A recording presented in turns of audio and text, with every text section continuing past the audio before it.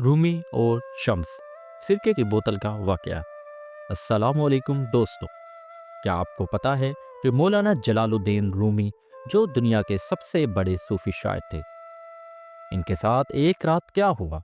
एक ऐसा वाकया जिसने इनकी पूरी जिंदगी बदल दी, इनका नजरिया बदल दिया और आज भी हमें एक बहुत बड़ा सबक दे रहा है।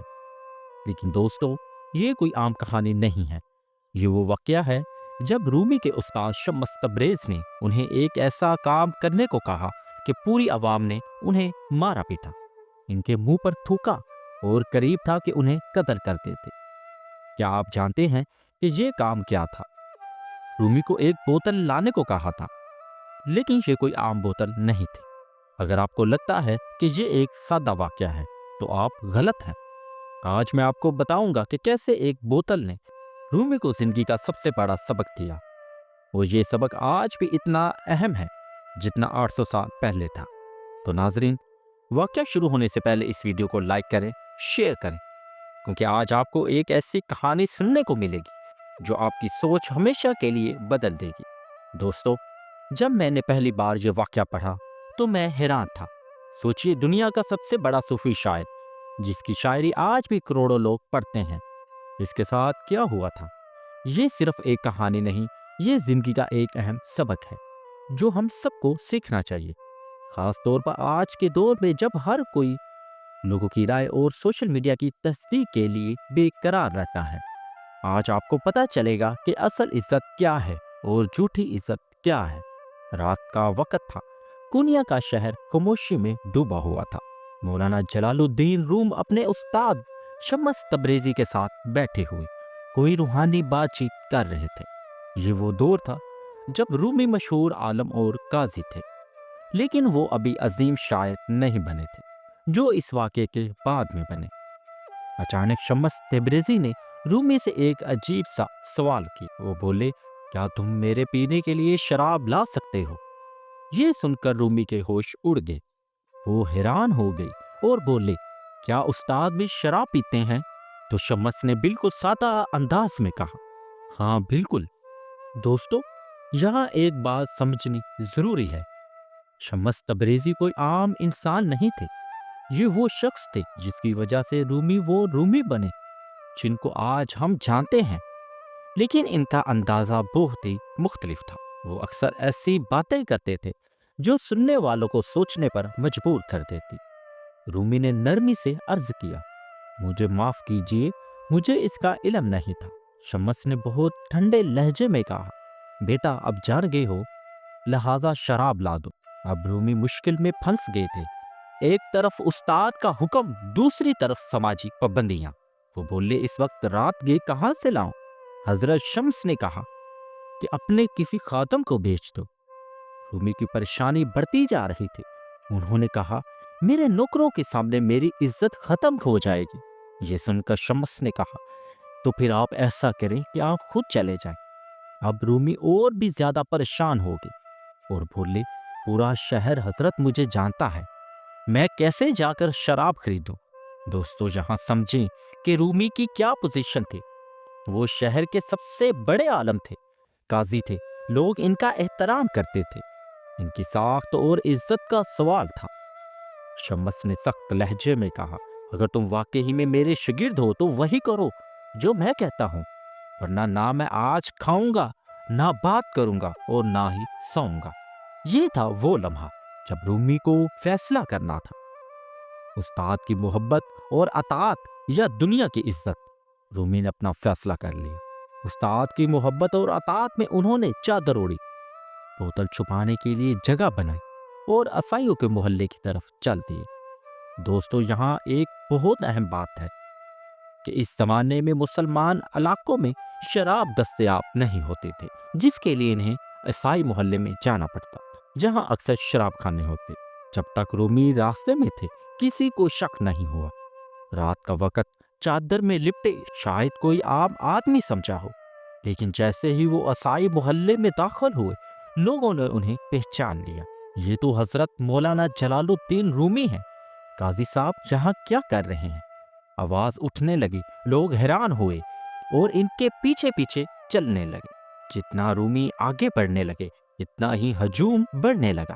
سب نے اپنی آنکھوں سے دیکھا کہ مولانا جلال الدین رومی شراب خانے میں گئے، بوتل خریدی اور اسے چادر میں چھپا لیا۔ جب وہ شراب خانے سے نکلے تو ہجوم اور بھی زیادہ ہو گیا۔ یہ خبر آگ کی طرح پھیل رہی تھی کہ مولانا روم نے شراب خریدی ہے۔ لوگ ان کے پیچھے پیچھے مسجد تک پہنچ گئے۔ جب رومی مسجد کے دروازے پر پہنچے تو وہاں پہلے سے لوگوں کا ہجوم موجود تھا۔ مسجد کے دروازے پر ایک شخص نے زور سے چیخ کر کہا، اے لوگو، تمہارا امام شیخ جلال الدین رومی ابھی عیسائی محلے سے شراب خرید کر آ رہا ہے۔ یہ کہہ کر اس نے رومی کی چادر ہٹا دی اور بوتل سب کے سامنے آ گئی۔ دوستو، اب ذرا تصور کریں کہ رومی کی کیا حالت ہوئی ہوگی۔ پورا شہر ان کو شراب کی بوتل کے ساتھ دیکھ رہا تھا۔ وہ لوگ جو انہیں اپنا روحانی رہنما مانتے تھے وہ سب حیران اور غصے میں تھے۔ ہجوم نے غصے میں آ کر رومی کے منہ پر تھوکنا شروع کیا۔ کسی نے دھکا دیا، کسی نے مارا، یہاں تک کہ ان کی پگڑی بھی گر گئی۔ دوستو، یہ وہ لمحہ تھا جب رومی کی پوری عزت، ان کی ساری ساخت اور ان کا تمام وقار لوگوں کی نظروں میں ختم ہو گیا تھا۔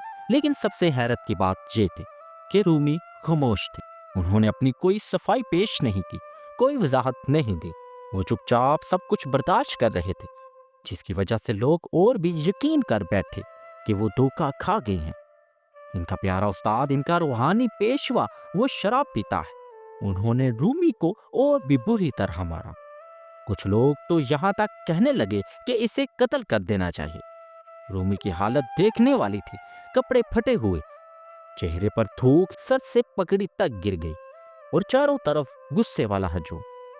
بالکل اسی وقت شمس تبریزی کی بلند آواز آئی، اے بے شرم لوگو، تم نے ایک عالم اور فقیہ پر شراب نوشی کا الزام لگا دیا۔ جان لوگ، اس بوتل میں شراب نہیں بلکہ سرکہ ہے۔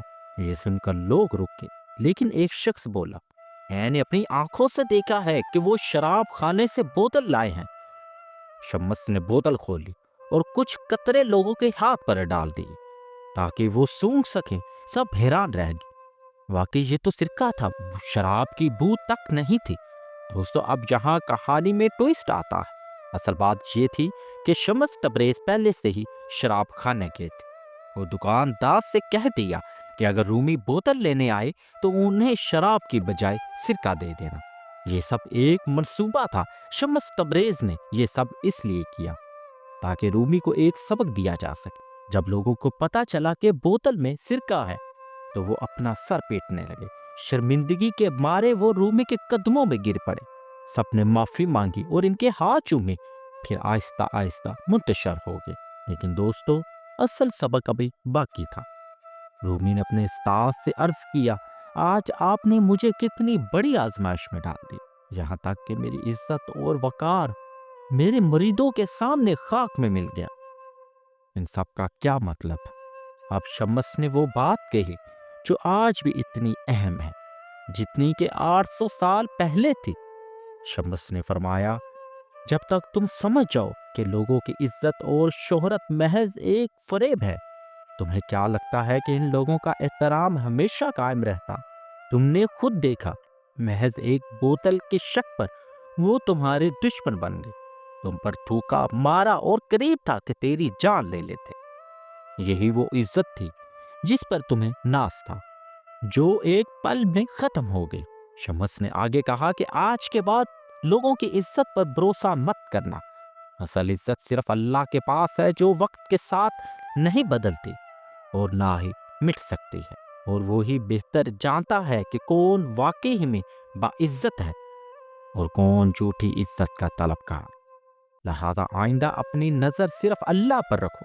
دوستو، یہ واقعہ رومی کی زندگی کا اہم ترین موڑ تھا۔ اس دن کے بعد رومی کی سوچ مکمل طور پر بدل گئی۔ انہوں نے سمجھ لیا کہ لوگوں کی رائے اور عزت کتنی کمزور اور عارضی چیز ہے۔ اسی دن کے بعد رومی نے اپنی مشہور شاعری لکھنا شروع کی، جس میں انہوں نے بار بار کہا کہ اصل محبت اور عزت صرف اللہ کے ساتھ ہے۔ دوستو، آج کے دور میں یہ سبق اور بھی اہم ہو گیا۔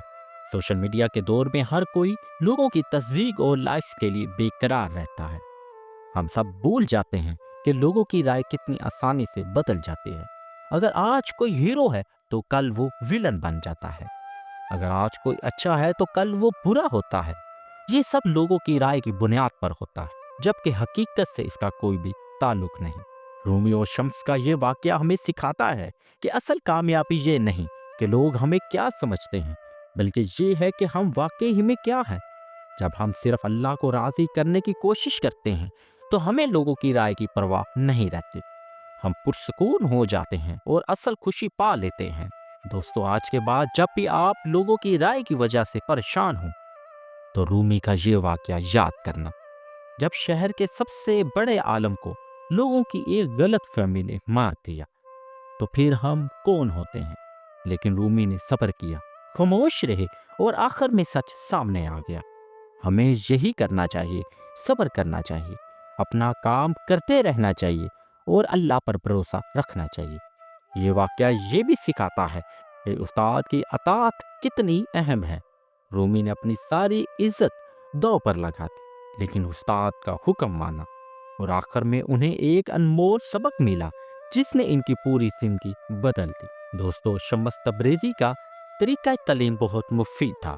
وہ صرف کتابی باتیں نہیں بتاتے تھے بلکہ عملی تجربہ بھی کرواتے تھے۔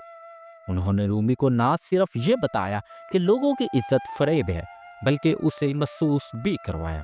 یہی وجہ ہے کہ یہ سبق رومی کو زندگی بھر یاد رہا اور انہوں نے اپنی شاعری میں بار بار اس کا ذکر کیا۔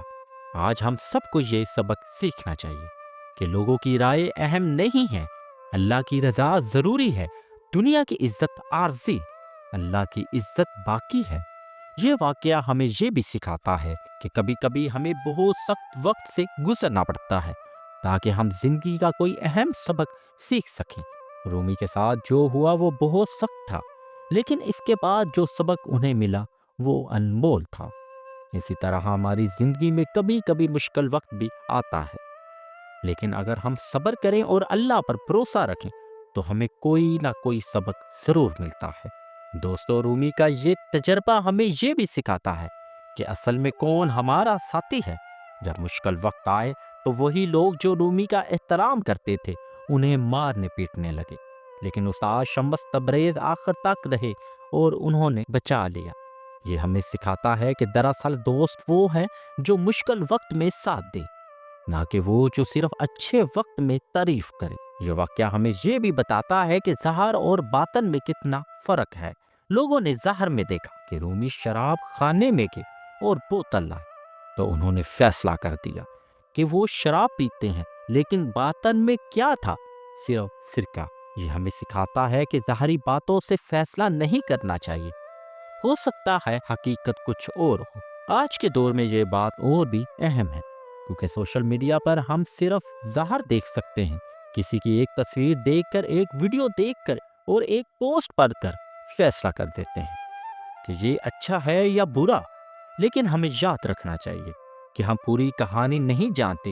ہو سکتا ہے کہ حقیقت کچھ اور ہو، جیسے رومی کے ساتھ ہوا۔ یہ واقعہ ہمیں سبق دیتا ہے۔ رومی نے اس وقت صفائی نہیں دی جب انہیں لوگ مار رہے تھے، انہوں نے صبر کیا اور خاموش رہے۔ آخر کار سچ خود سامنے آیا۔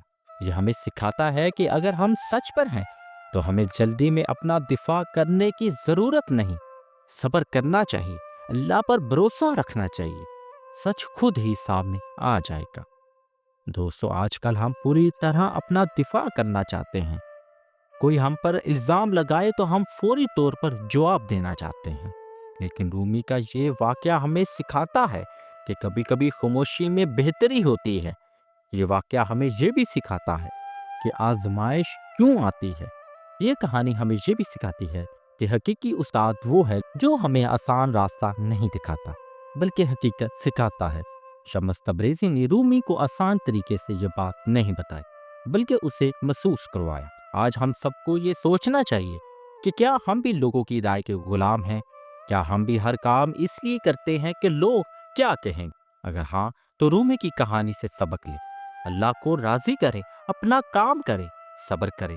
لوگوں کی رائے آج یہاں ہے تو کل وہاں ہوگی، لیکن اللہ کی رضا ہمیشہ کے لیے ہے۔ تو دوستو، اگر آپ کو یہ کہانی پسند آئی، اگر اس سے آپ کو کوئی سبق ملا تو اسے دوسروں تک شیئر کریں۔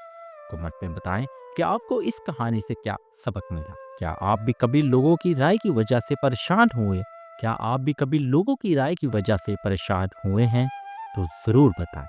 ویڈیو کو لائک کریں، چینل کو سبسکرائب کریں اور گھنٹی دبانا نہ بھولیں تاکہ آپ کو ایسی اور بھی کہانیاں ملتی رہیں۔